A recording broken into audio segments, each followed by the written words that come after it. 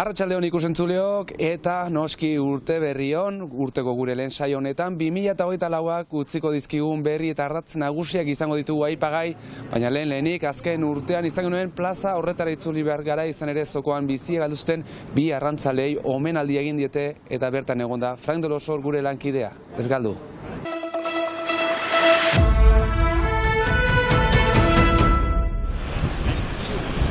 Mustafak 30 urte zituen, Karamok 58, beren omenez zokoan munduan bildu da hortziraluntan bi arrantzale senegaldarrak. Itsasoan desagertu ziren joan den abenduaren 22an. Donibane Loitzune Ziburuko portura teltzen ari zelarik beren unziak istripua izan zuen. Ez beharrak samin biziki handia eragindu Lapurdiko kostaldean. Gaur hunkigarria da. Hemen ikusten dugu itsasoa zakarra, alazen duela aste bat, eta hor dira galdu bi gizon horiek.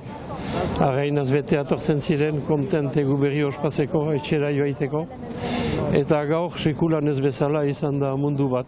Ez tekizun bat jende, baina aniz bete da. Eta sentimendua dutana badela elkartasuna, eta gainditzen ditugula dolu horiek.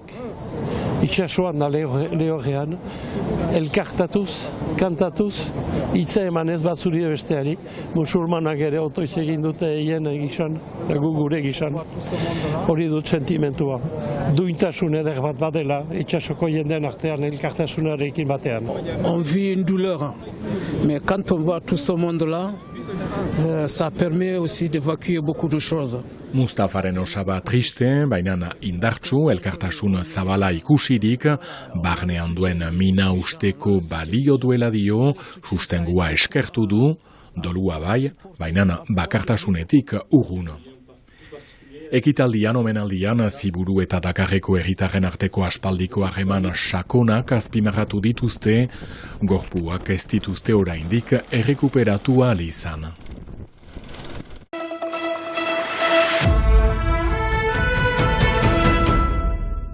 Immigrazio lege berria izaren dugu izpide 2024 urte hontan.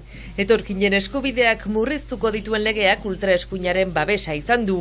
Abenduaren 19an onartu zuen legea parlamentuak eta asko izan dira publikoki kontra azaldu diren ahotsak. Inoizko legerik zorrotzena dela salatuz. Berriki Baionan ere 100 lagun bildu dira legearen aurka. Espulsatu, kontrolatu eta delinkuente bezala pasarazi migranteak, hori da lege honen zutabea fascista dela. Lege hau ezin dela onart.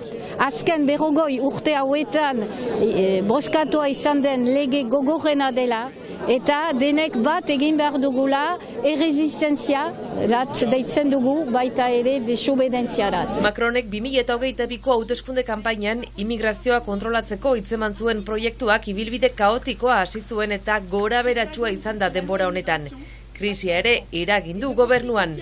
Ezkerreko taldeek eta Macronek berak Kontseilu Konstituzionalera jo dute orain hainbat puntu konstituzioaren aurkakoak direla iritzita. Orain beraz, aldaketak aurre ikusten dira immigrazio legean. Bukatu berri den urte honetan behin baino gehiagotan errepikatu den irudia da.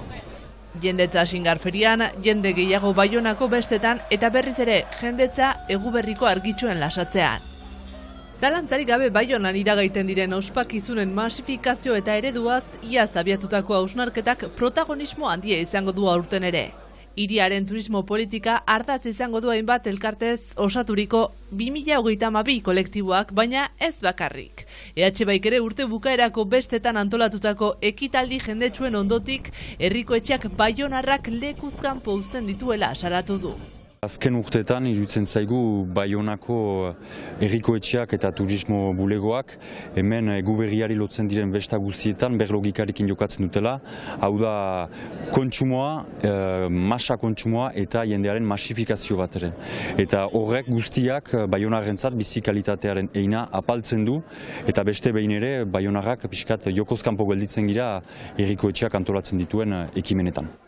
Eguberriz gain, Xingarferian edo Baionako bestetan biltzen den jendetzaren aurrean, helburu ekonomikoak alde batera utzi eta baionarrak entzun behar direla uste du alderdi politikoak. Hor, Baionako besten inguruan sortu duen eztabaida bezala, gure iritzia argi da, behar du Baionako herrikotxeak plantan ezarri, herritarren galdezketa bat, behar dira herritarrak entzun eta herritarren gogoen arabera pentsatu ekimen kulturalak. Hasi berri den 2024ko urteari begira, eredu masifikatuak baztertu eta kultura zein euskara sustatzeko sede izango dituzten ekitaldi herrikoiagoak antolatzeko deia luzatu dio herrikoetxeari. Urte berriak ekarriko duen beste gai nagusi bat euskararena izango da, eta plazetako bat finkatua du jada, Beskoitze. Bertan, herrikoetxeak ikastola eraikitzeko baimena emanez, eta orain arte erabiltzen zituzten lurrak kentzeko onartu du gehiengoz. Olentzerok ikatzekarri dio horregatik herriko kontseiluari. Aski da, ikastola behar dugu, ziek, aurten, aur bizikik gaiztoak izan ziztenez, egu berrilako ikatza bertzelik ez duzu emerezi, eta eserkatu azukrea barnean, ez dago!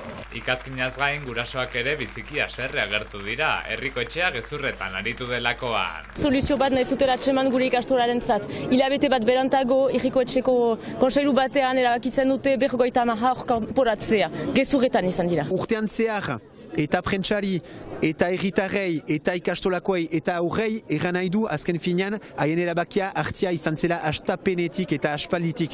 Eta guk pentsatzen ginuelarik urte bukaeran mediazio batetara joan enginera, azkenean ez hori botatu dute lurrerat eta zein dute haien erabakia hartu dute hastapenetik eta aspalditik hartia izan zena azkenean. Beraz gezurra zen utxa. Eta kontuak argitzeko eskatzen dute. Bozkatu dute ikastolaren kontra, gure ikastola esteko, beste herri guztietan ari direlaik borrokatzen eskola baten alde, hemen Beskoitzen, auzapez eta kontseiluek borrokatzen dira gure ikastola esteko. Orain haiek dute erran behar zer duten euskaren kontra eta ikastolaren kontra. Eta ondoko egunetan, iraitetan eta urtetan beharko dute erran eta asumitu. Horretarako Euskal Herriko hautetsiei deia egiten diete, ikastola sustenga dezaten. Etxe bizitzaren aferak ere puri-purian jarraituko du aurten. Herrian bizi plataformak ez duela gehiago bigarren etxe bizitzarik onartuko berretsi du. Eta iazko urtarrilaren batean duela urte bat hartu zuten konpromisoa gauzatu eta bigarren etxe bizitzei stop. Esateko fase berri bat abiarazi dute urte berriarekin.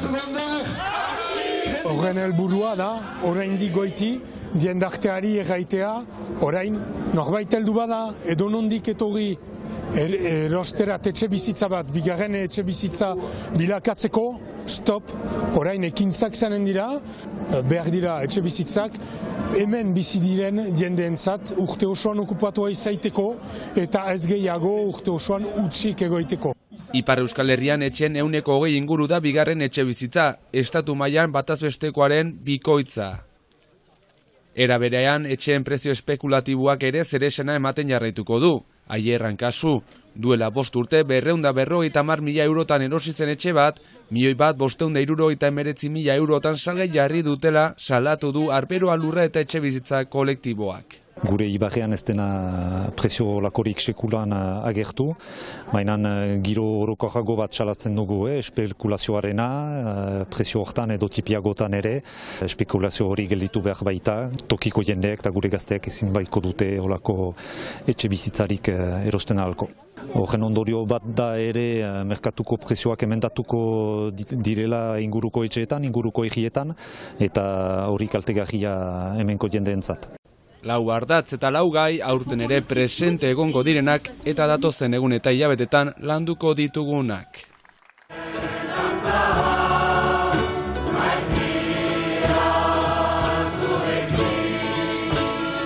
Ikusentzuleok onarte gure urteko lehen emanaldia, Baionak kantu zen urteko azken dantzarekin, gure urteko lehen agurra doakizue egu berriek utzi dizkiguten hainbat irudirekin batera. Pasa arratsaldeon eta plazer baduzue, bihar arte.